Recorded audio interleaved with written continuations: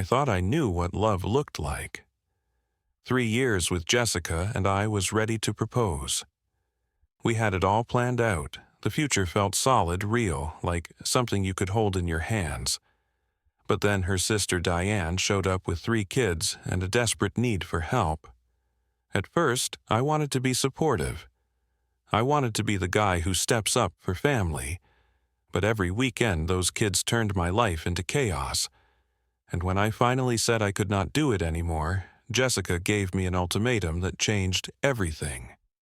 Before we get into what happened next, drop a comment and let me know where you are watching from. Hit that like button and subscribe, because this story takes some serious turns and you will want to hear how standing up for myself led to discoveries that shocked everyone involved, including me. Let me take you back to where this all started. I met Jessica at a coffee shop in Portland 3 years ago. She was sitting by the window with her laptop designing something that looked incredibly detailed. I accidentally bumped her table, almost spilled her latte, and spent the next 10 minutes apologizing while she laughed at how flustered I got. That awkward moment turned into a 2-hour conversation about everything from our favorite hiking trails to our shared obsession with trying new recipes. Jessica was a graphic designer with this sharp wit and an easy confidence that drew me in completely. She was independent funny and had this way of making even mundane errands feel like adventures. Our relationship grew naturally. We started spending every free moment together. Weekend hikes through Forest Park, cooking elaborate dinners that sometimes turned out great, and sometimes ended with us ordering pizza instead, game nights with friends, where Jessica's competitive streak came out in full force. She met my family, I met hers, and everything felt right. I started saving money for an engagement ring. I had it all planned. I was going to propose during a trip to Crater Lake that summer. The future felt certain, and I felt like the luckiest guy alive. Then, about 6 months ago, Jessica asked if I wanted to meet her younger sister Diane. I knew Jessica had a sister, but they had not been particularly close. Diane lived across town, had recently gone through a divorce, and had 3 kids. Jessica wanted to reconnect to be there for her sister during a difficult time. Of course, I supported that. Family matters. So we arranged a dinner at Jessica's place. That evening is burned into my memory. Diane showed up 30 minutes late with Dylan, who was 7, Kaylee, who was 5, and Brandon, who was 3. The moment they walked through the door, the energy shifted. Dylan immediately started running laps around the living room, shouting at the top of his lungs about something I could not quite follow. Kaylee found a set of markers in her backpack, and within 5 minutes had decorated a section of Jessica's cream-colored wall with what she called her masterpiece. Brandon, the youngest, grabbed a juice box from the kitchen and intentionally squeezed it until it exploded all over the couch, then laughed like it was the funniest thing he had ever seen. I kept waiting for Diane to intervene to tell them to calm down, or at least acknowledge the destruction happening around us. But she just sat on the far end of the couch, scrolling through her phone, occasionally glancing up with a tired smile. Jessica was scrambling, trying to clean the wall wipe down the couch and serve dinner all at once. I tried to help, suggesting maybe the kids could sit down for a bit, but Dylan just ran past me, nearly knocking over a lamp. When I finally got everyone to the table, Dylan refused to eat anything. Kaylee threw her fork on the floor 3 times, and Brandon smeared mashed potatoes in his hair. Jessica kept saying things like, "They are just kids being kids, and Diane has been through so much." I understood that divorce is hard, that single parenting is exhausting, but something felt off. By the time they left, Jessica's apartment looked like a disaster zone. We spent an hour cleaning up, and I tried to be supportive, but a knot of anxiety had formed in my stomach.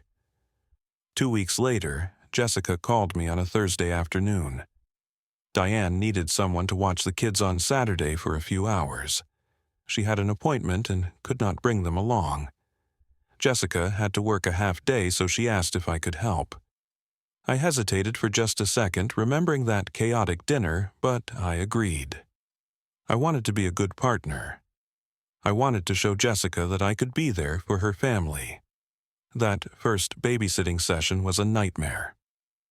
Jessica dropped the kids off at my apartment at 9 in the morning. The moment they walked in, Dylan found my collection of vintage records and started pulling them out of their sleeves. I gently explained they were fragile, but he ignored me. Kaylee discovered my toolbox under the kitchen sink and dumped screws and nails all over the floor. Brandon, meanwhile, grabbed a permanent marker and drew lines on my coffee table before I could stop him. I tried everything. I put on a movie, but they just talked over it and ignored the screen. I suggested we go to the park, but Dylan refused to put on his shoes, and Brandon had a meltdown because his socks felt wrong. By noon, I was exhausted. I called Diane to ask when she would be back. No answer. I texted. Nothing. I called Jessica, and she said cheerfully, "Just hang in there, babe. You are doing great." But I did not feel great. I felt overwhelmed and disrespected. When Diane finally showed up at 4 in the afternoon, 5 hours late, she barely apologized. She just scooped up the kids, thanked me quickly, and left. Jessica was incredibly grateful that night. She kept saying how amazing I was with them, how much it meant to her that I helped. I did not have the heart to tell her how awful it had actually been. But then it happened again the next weekend, and the weekend after that. Suddenly, every Saturday became babysitting day. Jessica would tell me that Diane needed help, that she was struggling to adjust to single life, that she needed time to find herself after the divorce. I started losing my own plans. I had to cancel a hiking trip with my friend Marcus. I missed a photography workshop I had been looking forward to for months. My Saturdays, which used to be my time to recharge, became something I dreaded. The kids never improved. They broke things, ignored me, and treated my space like it meant nothing. And every time I tried to gently bring it up with Jessica, she would say something about family obligations or how much Diane appreciated the help. After 2 months of this routine, I could not take it anymore. One evening, I sat Jessica down and tried to have an honest conversation. I told her I was happy to help occasionally, but every single weekend was too much. I needed time for myself, for my own life, for us as a couple. I explained it as calmly as I could. I was not trying to be harsh. I just needed her to understand that boundaries were important. Jessica's reaction caught me off guard. Her face hardened. She said, "They are family, Wallace. Family helps each other." I tried to clarify that I was not refusing to help altogether. I just could not commit every single weekend. She shook her head and said, "Diane is going through a tough time. She needs us." I felt a wave of guilt wash over me, like I was being selfish for wanting my own time. But deep down, I knew something was not right. This was not about occasionally helping out. This had become an expectation, and I had no say in it. The conversation ended without any resolution. Jessica seemed frustrated with me, and I felt unheard. The following Saturday, I was back at my apartment with the kids. I was trying to make lunch when Dylan decided it would be funny to open the refrigerator and pull everything out onto the floor. Eggs, cracked, milk, spilled vegetables rolled everywhere. I was cleaning up that mess when I heard a ripping sound from my bedroom. I ran in to find Kaylee with scissors, and she had just cut a huge hole in my favorite jacket. It was a leather jacket my father had given me before he passed away. It was one of the few things I had left of him. I felt my chest tighten. I wanted to yell, but I did not. I just stood there staring at the ruined jacket, feeling completely defeated. Then Dylan and Brandon started fighting in the living room.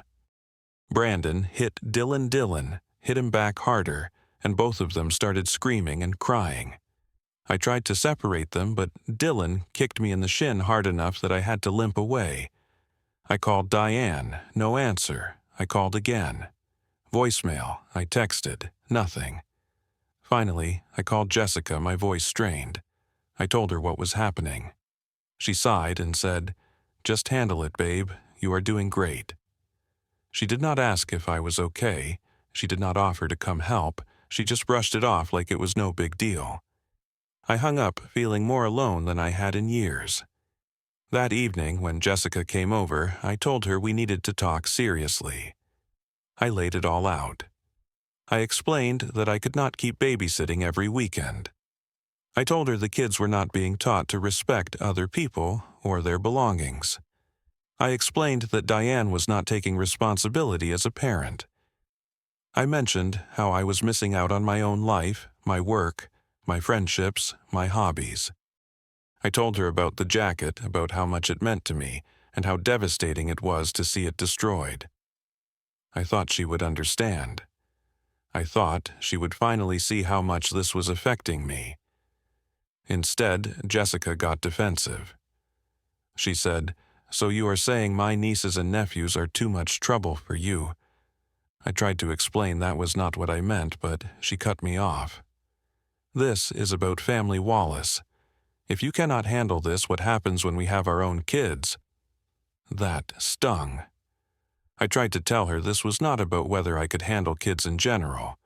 This was about boundaries, about mutual respect, about not being taken advantage of. But she would not hear it. She kept saying, "Diane needs help. I need you to step up." I told her I had been stepping up for months, and it was not fair to expect me to sacrifice every weekend indefinitely. She just looked at me coldly and said, "You are being selfish."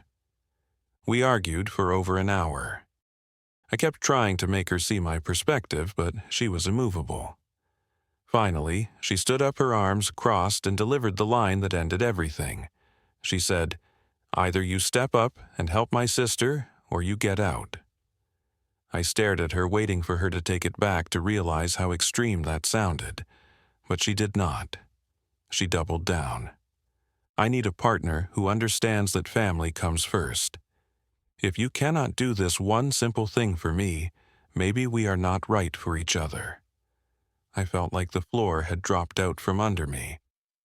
This woman I had been ready to marry was giving me an ultimatum over babysitting her sister's kids. I asked her if she really meant that. She looked me straight in the eye and said, "I have made up my mind. Your choice." I did not sleep that night. I lay in bed staring at the ceiling, replaying everything in my head. I loved Jessica. I had imagined a whole life with her. But this ultimatum was not just about babysitting. It was about respect. It was about whether my needs and boundaries mattered at all in this relationship. I thought about what the future would look like if I gave in. Would I spend every weekend for the rest of my life catering to Diane's demands? Would Jessica always prioritize her sister over me? Would I ever have a say in my own life? By morning, I had made my decision. I called Jessica and told her, "I am getting out." There was silence on the other end. Then she said, "You are breaking up with me over babysitting." I took a deep breath and replied, "No. I am ending this because you do not respect my boundaries or my feelings. You gave me an ultimatum instead of listening to me. That is not love, that is control." She got angry. Her voice rose. "You will regret this, Wallace." I told her I did not think I would, and I hung up. The next few days were brutal. I packed up my things from the apartment we had been sharing and moved in with my friend Marcus temporarily. I felt hollow. I kept questioning if I had made the right choice. Some of our mutual friends reached out. A few supported me, saying I had every right to set boundaries. Others thought I was overreacting, that I should have just sucked it up for a few more months. Jessica posted something vague on social media about how some people talk about commitment, but run away at the first sign of difficulty. I did not respond. I just tried to focus on moving forward. Then, 2 weeks after the breakup, Marcus came home from the gym with an interesting story. He had run into a guy named Trevor who was a casual acquaintance of Diane's. They got to talking, and Trevor mentioned something that made Marcus pause. He said Diane had been out at bars and clubs almost every weekend for months. Marcus thought that was odd, given that Diane was supposedly struggling and needing so much help with the kids. He casually mentioned it to me that evening, and my stomach dropped. I started digging. I checked Diane's Instagram, which I had never really looked at before. What I found made my blood boil. Every single Saturday for the past few months, Diane had posted pictures and stories. She was at beach trips, nightclubs, bars, concerts. She was living it up, going out with friends, posing with cocktails, dancing, having the time of her life. And these were not old photos. The timestamps matched exactly with the days I had been babysitting. While I was dealing with her kids, destroying my things and ruining my weekends, she was out partying. I felt sick.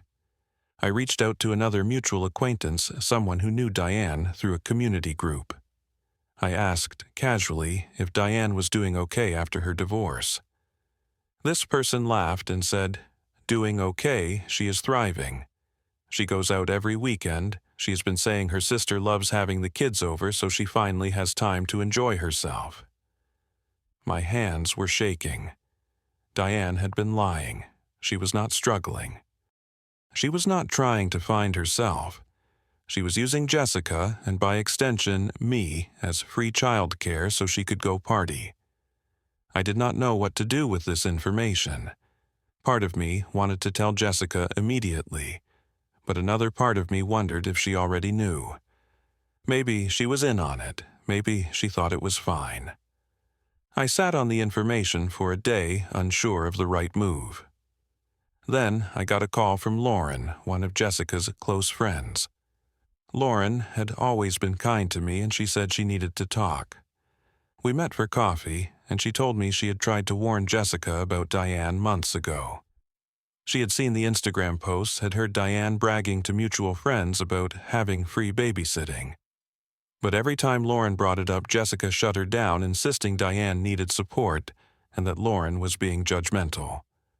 Lauren told me she thought I had done the right thing by leaving. She said Jessica had been blind to what Diane was doing, and it was not fair to me. She encouraged me to send Jessica the evidence to let her see the truth. I was hesitant.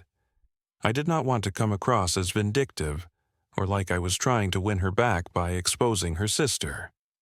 But Lauren insisted that Jessica deserved to know. So I took screenshots of Diane's Instagram posts, the ones that clearly showed her out partying on the exact weekends I had been babysitting. I sent them to Jessica with a short message.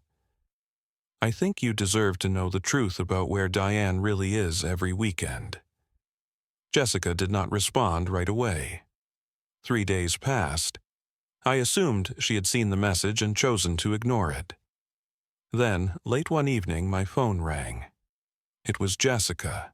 Her voice was shaky, broken. She was crying.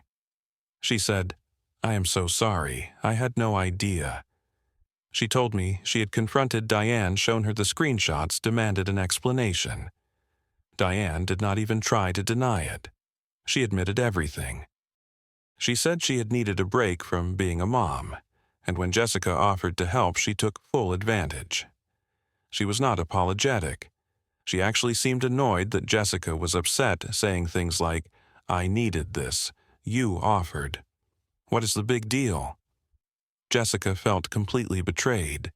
She realized she had been manipulated by her own sister. She had pushed me away, destroyed our relationship, all to help someone who was taking advantage of her kindness. She asked if we could meet in person. I agreed, not because I wanted to get back together, but because I could hear the pain in her voice, and part of me still cared. We met at a quiet coffee shop a few days later. Jessica looked exhausted. Her eyes were red, and she seemed smaller somehow, like the weight of everything had crushed her. She apologized profusely. She said, "I was so blind. I put Diane above you, above us. You tried to tell me, but I did not listen. I am so sorry for the ultimatum. That was wrong. I should have respected your boundaries." I appreciated her honesty. It took courage to admit she had been wrong. But as I sat there listening to her, I realized something important. The damage was done. It was not just about Diane lying or Jessica being deceived. It was about the fact that when I had expressed my needs, Jessica had dismissed them. She had chosen to believe I was selfish rather than consider that I might have a valid point. Trust, once broken, is incredibly hard to rebuild. I told her I appreciated the apology, but I could not go back. I explained that this was not just about her sister.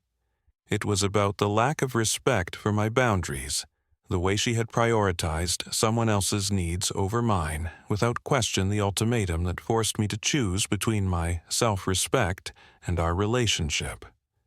Jessica cried harder. She said she understood. She did not try to convince me to give her another chance. She just nodded and said she was sorry for everything. I asked what happened with Diane. Jessica told me she had set firm boundaries. No more free babysitting. Diane would need to figure out her own child care, or actually spend time with her kids.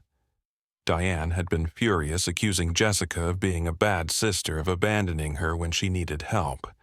But Jessica held her ground. Their relationship was strained now, barely functional. Diane had to face the reality of being a responsible parent. It was not my problem anymore, but I was glad Jessica had finally stood up for herself. As for me, the weeks after that conversation were about healing. I would be lying if I said it was easy. I missed Jessica. I missed the good parts of our relationship, the laughter, the shared dreams. But I also felt a sense of relief, like a weight had been lifted. I was no longer sacrificing my weekends. I was no longer walking on eggshells, afraid to say no. I started hiking again, spending Saturdays on trails I loved. I reconnected with friends I had neglected.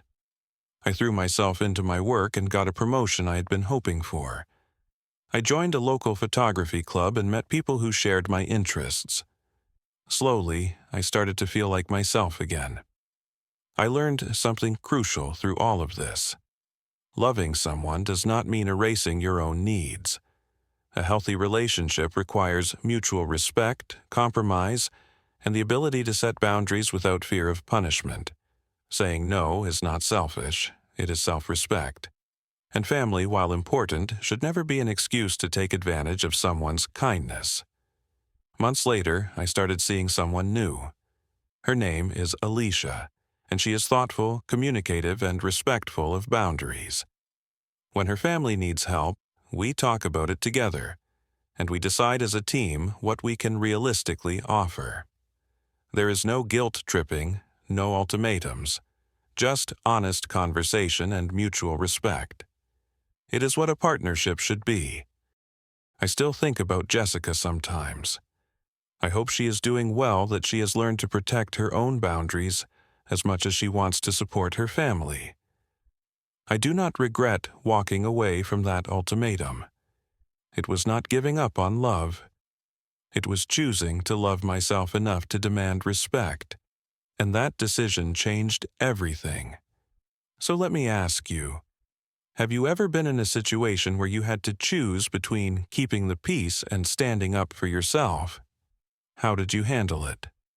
Drop your thoughts in the comments below. If this story resonated with you, hit that like button and subscribe for more real-life experiences and lessons learned. Share this with someone who might need to hear that. Setting boundaries is not selfish. It is necessary.